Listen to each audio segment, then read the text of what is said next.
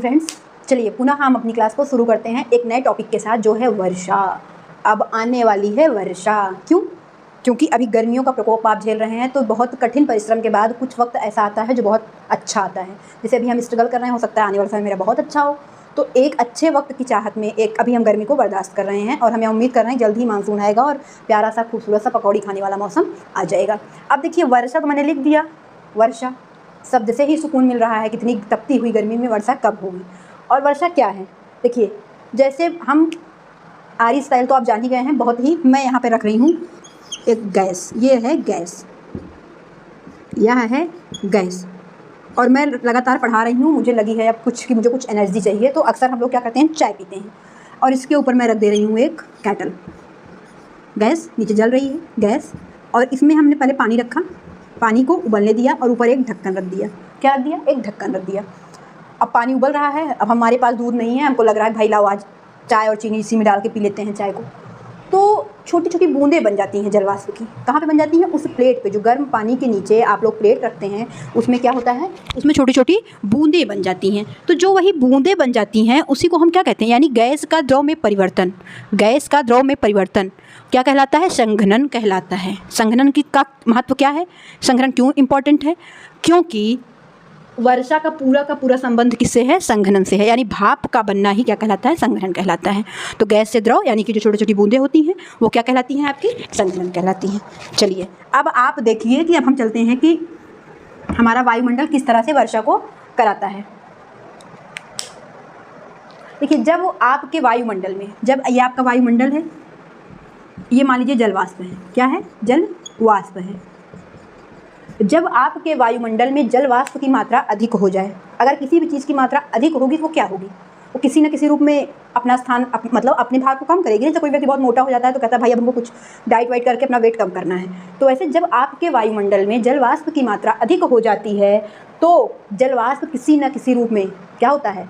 बर्फ के रूप में या वर्षा के रूप में कहाँ पर आता है? आपकी पृथ्वी पर आता है। कहाँ पर आता है? आपकी पृथ्वी पर आता है। जैसे मैंने बताया कि संघनन, यानी संघनन के द्वारा जल वाष्प की बूंदों का जल की बूंदों में परिवर्तन होता है और वो किस रूप में आती हैं? वर्षा के रूप में हमारी पृथ्वी पर आती हैं। ठीक। अब वर्षा के प्रकार भी हैं। अब हम उसको बहुत इतना आसान तरीके से समझेंगे कि आप पूरे जीवन नहीं भूलेंगे। जैसे मैं अपना इंस्पिरेशन खान सर को मानती हूँ। मुझे पता नहीं क्यों अगर लगता है कि शिक्षा में किसी ने क्रांति लाई है तो वह खान सर ने लाई है। उनका वीडियो देखिए, तो मैं खुद उनसे पढ़ती थी पहले, तो मुझे ऐसा लगता है कि सच में वही है, शिक्षा का जो मतलब है वही है। देखिए, अब देखिए यहाँ पे, जैसे कि मान लीजिए आपने वर्षा समझा कि वायुमंडल में जलवाष्प जब अधिक हो जाता है तो बर्फ या पानी की बूंदों के रूप में पृथ्वी पर आता है, उसी को हम वर्षा कहते हैं। अब देखिए, वर्षा 3 प्रकार की होती है: संवहनी वर्षा, पर्वतीय वर्षा, चक्रवाती वर्षा। कौन कौन सी? संवहनी वर्षा, संवहनीय वर्षा, पर्वतीय वर्षा और चक्रवाती वर्षा। थोड़ा सा बड़ा पॉइंट है ये। अब यह तो हो गया, आप जान गए वर्षा क्या है, वर्षा कितने प्रकार की होती है। चलिए, यह है सूर्य। क्या है? सूर्य। ये सूर्य की किरणें आ रही हैं पृथ्वी की ओर। कहाँ आ रही हैं? पृथ्वी की ओर। और पृथ्वी की ओर आने के कारण सूर्य की किरणें पृथ्वी पर आ रही हैं, जिसके कारण से क्या हो रहा है? पृथ्वी गर्म हो रही है। क्या हो रही है? पृथ्वी गर्म हो रही है। और पृथ्वी गर्म हो रही है तो यह नीचे क्या है? महासागर है। और महासागर का जो है वाष्पीकरण के कारण, महासागर का जल क्या है? गर्म हो रहा है। तो वाष्पीकरण हो रहा है और वाष्पीकरण के कारण क्या हो रहा है? जलवाष्प में परिवर्तित हो रहा है। जलवाष्प में परिवर्तित होने के कारण क्या बन रहे हैं? बादल बन रहे हैं। तो यह बादल जब स्थलीभाग, या क्या है, घर बने हुए हैं, वृक्ष है, यानी कि पृथ्वी, हमारी पृथ्वी जब हवाओं के द्वारा या क्या होते हैं, हवा बादल जो है किधर किधर बढ़ते हैं? स्थलीभाग की ओर। तो नीचे का तापमान यानी पृथ्वी के तापमान और ऊपर का तापमान, जहाँ पर वाष्पीकरण की क्रिया संपन्न, दोनों में क्या होता है? अंतर होता है। क्या होता है? अंतर होता है। तो नीचे के तापमान और ऊपर के तापमान में अंतर होने के कारण, नीचे का तापमान और ऊपर के तापमान में अंतर होने के कारण क्या होता है? यह चीज़ें क्या होती हैं? संघनित हो जाती हैं। और संघनित होकर क्या होता है? वर्षा के जल के रूप में पृथ्वी पर आता है। अब आपको समझ में आया संवहनी वर्षा क्या है? संवहनी वर्षा वह होती है जब सूर्य की किरणें पृथ्वी पर आती हैं तो महासागर का जल गर्म होता है और जल गर्म होकर जब वाष्पीकरण के माध्यम से जलवाष्प बादल बनते हैं और बादल जब हवाओं के द्वारा असली भाग की ओर बढ़ते हैं तो नीचे के तापमान और ऊपर के तापमान में संघनन होकर जल की बूंदों के रूप में पृथ्वी पर आता है। यही आपकी संवहनी वर्षा कहलाती है। इसको हम जल चक्र भी कहते हैं। क्या कहते हैं? जल चक्र भी कहते हैं। दूसरा पॉइंट है हमारा पर्वतीय वर्षा और तीसरा पॉइंट है हमारा चक्रवाती वर्षा। चलिए अब हम पढ़ते हैं पर्वतीय वर्षा के बारे में।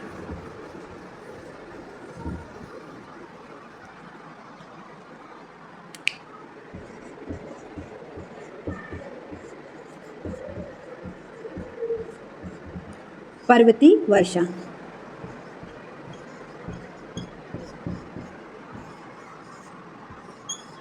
सेम वही तरीका, पृथ्वी। ठीक, अब हम पढ़ते हैं पर्वतीय वर्षा क्या है। और पर्वतीय वर्षा में देखिए, जैसे कि मान लीजिए यहाँ आपका क्या है, यहाँ आपका महासागर है। क्या है आपका, यह महासागर है। तो और सेम वही कंडीशन, सूर्य की किरणें कहाँ आ रही हैं, पृथ्वी पर। पृथ्वी क्या हो रही है, गर्म हो रही है, जिसके माध्यम से क्या हो रहा है, वाष्पीकरण हो रहा है, और वाष्पीकरण के माध्यम जल बन रहा है, और जिससे क्या हो जा रहे हैं, बादल बन जा रहे हैं। बादल बन, जैसे संवहनी वर्षा वैसे पर्वतीय। लेकिन अंतर क्या है, जब बादल बढ़े तो हवाओं की ओर गए, तो स्थलीय भाग में क्या हुआ, तापमान में अंतर आया, इसके कारण से वर्षा हुई। लेकिन पर्वतीय वर्षा में क्या होता है, जब सूर्य की किरणें पृथ्वी पर पड़ी, पृथ्वी गर्म हुई, पृथ्वी गर्म के द्वारा वाष्पीकरण हुआ, जलवाष्प के माध्यम से बादल बने।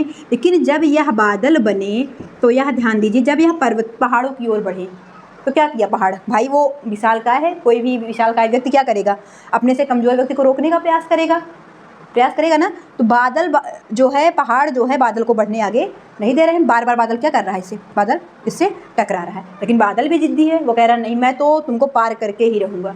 तो क्या करता है बादल ऊंचाई की ओर जाना सोचता है कि मैं ऊंचाई के माध्यम से ऊंचाई पर जाकर क्या करूँगा, ऊंचाई की ओर बढ़ने लगता है।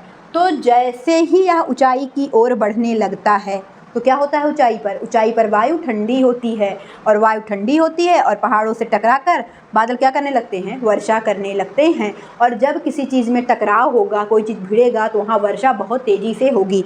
अब यहाँ वर्षा बहुत तेज़ी से हो रही है। ठीक, अब आपको यह समझना है कि पर्वतीय वर्षा यानी जब बादल पर्वतों से टकराते हैं तो बादल टकराने नहीं देता है पर्वत, कि हम नहीं टकराने देंगे। तो बादल क्या करता है, ऊपर से सोचता है कि हम अपने यहाँ, लेकिन जब ऊपर की ओर हवाएं बढ़ती हैं, बादल की हवाएं, तो क्या होता है, तो ऊपर की वायु ठंडी होती है, संघनित होकर क्या हो जाती है, पानी के बूंदों के रूप में बहुत तेजी से नीचे आने लगती है। अब पर्वतीय वर्षा का उदाहरण क्या है, देखिए विश्व में सबसे सर्वाधिक वर्षा कहाँ होती है, मसिनराम में, मेघालय के मसिनराम में। वहाँ उसको किस चीज़ का उदाहरण, पर्वतीय वर्षा का ही उदाहरण होता है। चेरापूंजी और पूर्वोत्तर भारत में सर्वाधिक वर्षा होती है, जिसे असम में बाढ़ अक्सर आप सुनते हैं। तो किस वर्षा का उदाहरण है, वो पर्वतीय वर्षा का उदाहरण है।